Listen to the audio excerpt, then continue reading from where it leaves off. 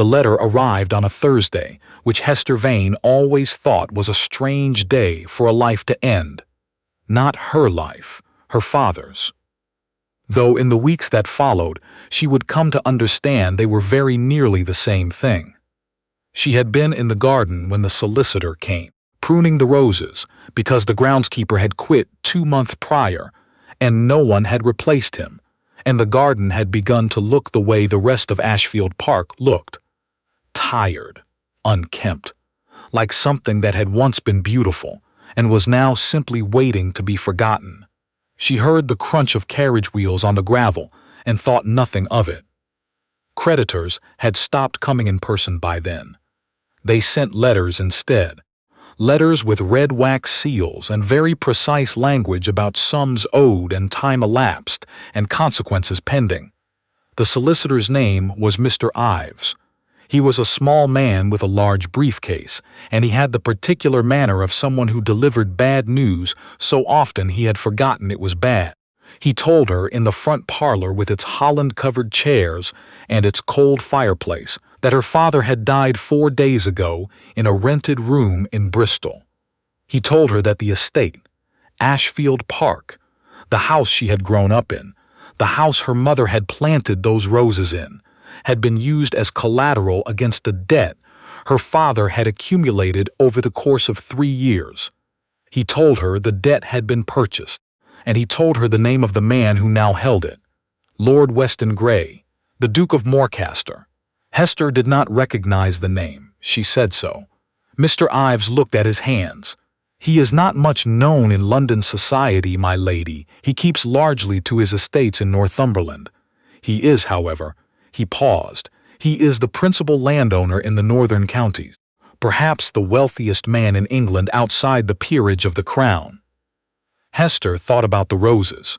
She thought about the way her mother used to cut them in the early morning before the heat came, standing in her dressing gown with a basket over her arm, and how the house had always smelled of them in June. "And Ashfield Park," she said. "What becomes of it?" Mr. Ives opened his briefcase. He removed a document. He placed it on the table between them with the careful deliberateness of a man setting down something he would rather not touch. "His Grace has put forward an arrangement," he said, "in lieu of the debt." She read the document twice, then she set it down. "He wants to marry me," she said. "He does, my lady." "No, and if I refuse?" Mr. Ives was quiet for a moment. "The debt is called in. The estate is liquidated. There is, I am sorry to say, very little left after the—" He stopped. Started again. "You would have nothing, my lady. The house, the contents, the land, all of it." Hester looked at the cold fireplace, at the holland, covers on the chairs, at the wallpaper peeling at the corner near the window, which she had been meaning to have repaired for 2 years. "Give me until morning," she said.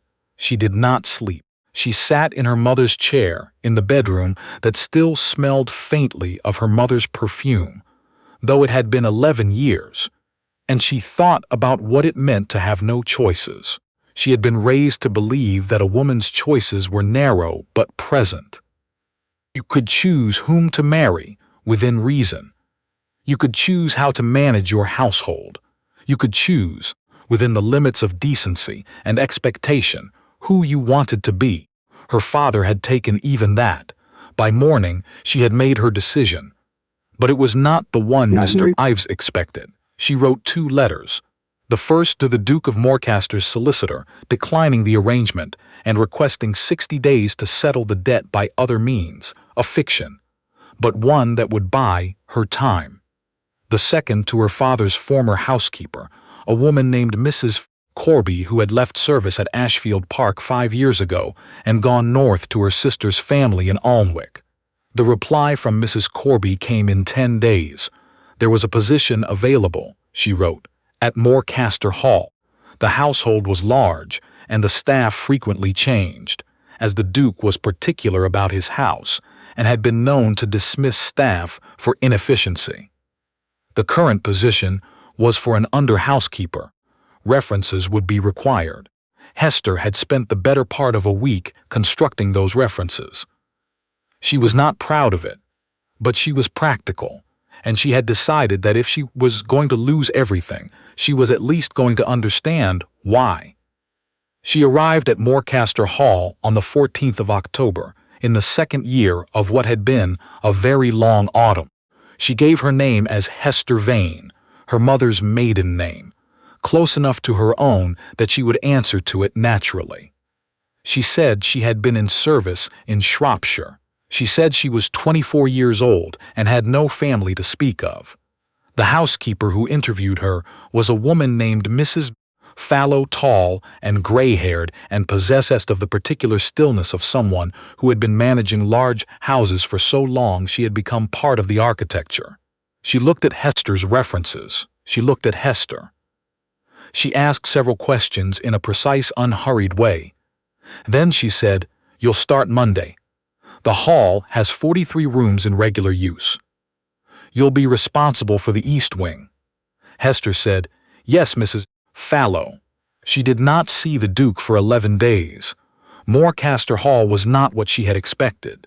She had imagined something cold and self-important, the way she imagined very wealthy and very reclusive men to be, all dark wood and closed doors, and an atmosphere of deliberate intimidation. Instead, the house was simply enormous. It was the kind of enormous that stops being impressive and starts being something else, something closer to bewildering. There were corridors she had not yet walked. There was a library she had only seen from the doorway, its shelves going up further than the candlelight could reach. There was a garden on the north side that someone had designed with great intention and that no one appeared to use. The staff were professional and largely silent. They did not gossip much, which she found unusual in a large household. She had grown up with servants who gossiped. It was, she had always thought, one of the mechanisms by which large houses remained human. The quiet here felt like policy. She learned what she could from Mrs. Fallow, who was not unkind but was not given to unnecessary speech. The Duke was 41. He had inherited the title at 19 when his father died. He had never married. He managed his estates personally and in considerable detail, which was unusual for a man of his rank. He disliked visitors. He had been in London once in the past 4 years, and only briefly. He kept hours that were difficult to predict. On the 11th day, she was carrying a stack of household ledgers from the East Wing storeroom when she turned a corner and nearly collided with him. He was taller than she had pictured. Most people, she had found, were either taller or shorter than you pictured them, and they were rarely what you expected in any other way either. Lord Weston Grey was tall in the way of men who had always been tall, and had never found it remarkable. No particular bearing to it, no use of it. He was dressed plainly, in the manner of someone who had money enough not to think about clothes. He was looking at her with an expression she could not immediately name. Not surprise. Something more measured than surprise. "You're new," he said. "Yes, Your Grace. I came on Monday last." Hester Vane, under housekeeper, East Wing. He looked at the ledgers in her arms. "Those are from 1887. She glanced down. He was correct. She had pulled the wrong box. "I'll return them." "The current ledgers are in the study," he said. "Third shelf. Left side." "Thank you, Your Grace." He walked on. She stood in the corridor for a moment with the 1887 ledgers pressed against her chest and thought about what she was doing. It seemed, in that moment, considerably more impractical than it had in her mother's chair at Ashfield Park. But she had not come this far to turn back. She had been at Morcaster for 3 weeks when she found the documents. She had not been looking for them. That was the part she would return to later, when she was trying to understand the sequence of events. She had been doing what she was supposed to be doing, cataloging the contents of the East Wing storeroom, which Mrs. Fallow had decided needed reorganizing, when she found the box at the back of the third shelf. It was unlabeled. It was not locked. Inside were papers relating to the purchase of her father's debt, and beneath those, a separate set of documents she had to read 3 times before she understood what they said. Her father had not simply borrowed money. He had, in the last year of his life, written a letter to the Duke of Morcaster. A long letter, by the look of it, though she only had the copy her father's solicitor had retained. In it, he had proposed the arrangement himself, the marriage. He had put a price to it. He had described his daughter, described her, in terms that made her sit down on the storeroom floor with the documents in her lap and stare at the opposite wall for a very long time. He had said she was accomplished. He had said she was sensible. And then he had said that he was sorry. In a postscript tapos hey, half a pad, the handwriting, shakier than the rest, that he was sorry, and that he hoped she would understand someday, that he had not known how else to provide for her, that the debt had gotten beyond him, and he had not been able to find another way, that he knew this was not what she would have chosen, that he hoped the man was decent. Hester sat on the floor for a long time. Then she put the documents back in the box and continued cataloging the storeroom. That night she lay in her narrow bed in the servants' quarters and looked at the ceiling and tried to understand what she felt. It was not grief, exactly. She had already grieved her father, or thought she had. It was not anger. She had already been angry. It was something quieter than either of those things. It was the particular sadness of understanding that someone you had thought was simply selfish had, in fact, been desperate, and that the difference between those two things was sometimes very small, and sometimes everything. She had come here to understand. She understood now. The question was what she was going to do with it. The answer was complicated by the fact that she had, in the weeks since her arrival, formed an opinion of the Duke of Morcaster that she had not expected to form. He was not what she had imagined. She had imagined someone who collected things, land, debts, people, the way very powerful men sometimes collected things, out of a habit of acquisition so old it had stopped meaning anything. Instead, he appeared to run his estates with a seriousness that bordered on monastic. He answered his correspondence himself. He met with his land agents weekly. He had, she learned from the cook, recently reduced the rents on 3 tenant farms during a difficult harvest season, without being asked and without mentioning it to anyone. He still made her uncomfortable, not because he was unkind. He was not unkind, but because he noticed things. She had seen it from the first corridor encounter, the ledgers from 1887. He had known at a glance. He noticed when the inventory in the east wing was miscounted. He noticed when one of the footmen was favoring his left leg. She was not accustomed to being in a house where the person with the most power was also the most observant, and it made the pretense feel precarious. Twice more he had spoken to her directly, once to ask about a discrepancy in the linen inventory she had submitted, which she had made on purpose to test whether anyone checked. She had not expected it to be him. Once to tell her, without particular inflection, that she had reorganized the East Wing storeroom in a way that was more logical than the previous arrangement, and that she should apply the same system to the West Wing when she had time. She had said, "Yes, Your Grace," and gone back to what she was doing. She had not said that she had grown up in a house half the size of this one and that she had been reorganizing storerooms since she was 14, because no one else in her family had ever thought about where things were kept until they needed them. She had not said any of the things she might have said if she had been herself. The question was whether she could continue not being herself for very much longer. The answer came not in the way she had planned, but in the way that things generally came, from a direction she had not been watching.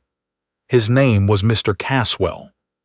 He was her father's former business partner, and the man who, she had known for some time but could not prove, had been systematically manipulating the accounts that led her father into debt. He arrived at Morcaster Hall on a Wednesday afternoon in November, without invitation, asking to see the Duke on a matter of business. She heard his name from the footman and felt something drop through her chest.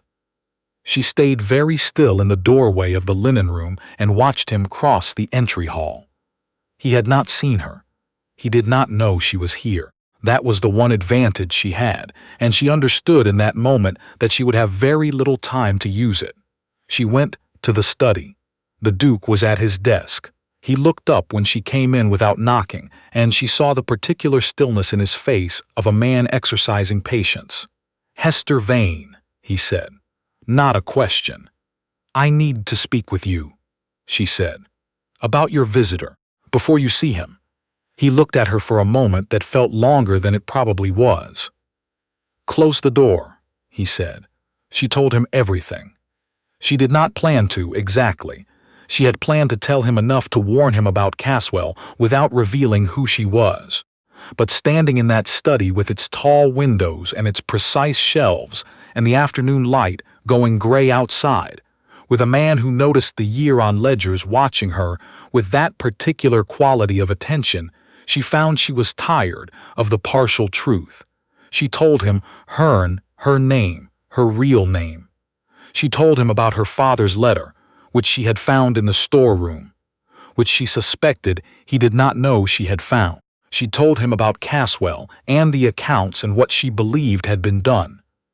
She told him she had come to Morcaster Hall not to accept his proposal, but to understand what had happened, and to see, for herself, whether the arrangement her father had made had been a transaction or something that might, under different circumstances, have been a choice. She was looking at the window when she finished. She could not look at him. The silence lasted long enough that she had begun to form, in considerable detail, the exact manner of her departure from Morcaster Hall.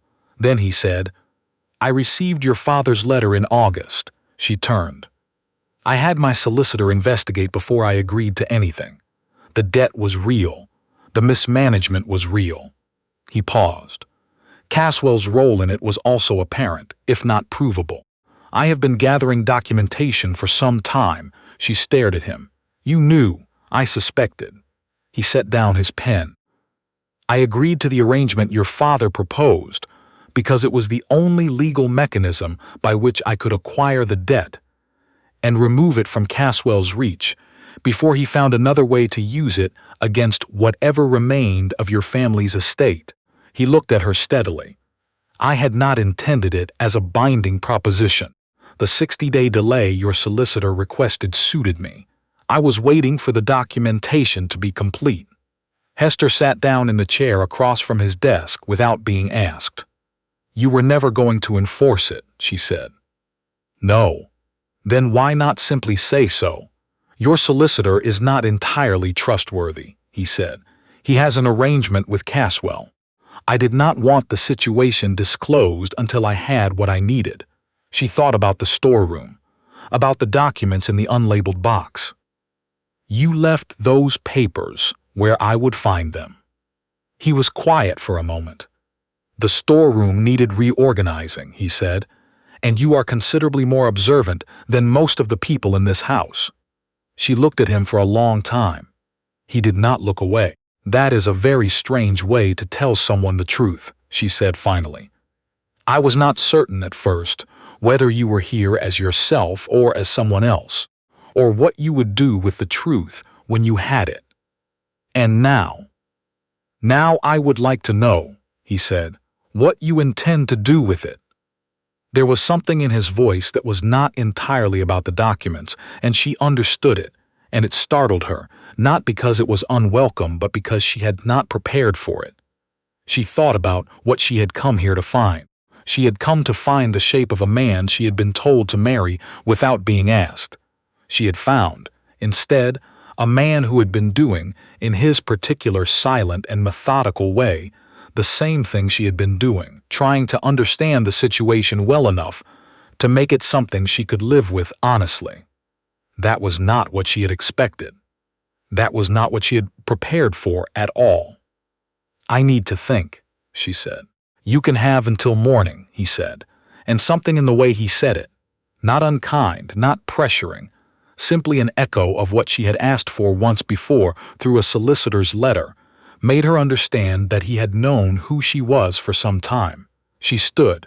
She went to the door. She stopped with her hand on the frame. "The East Wing storeroom," she said. "The system I used.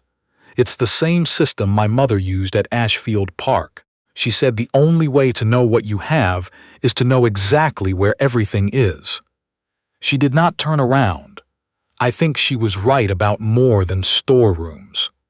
She walked back to her room through corridors she now knew well, past the library with its shelves going up into darkness, past the garden that no one used on the north side of the house.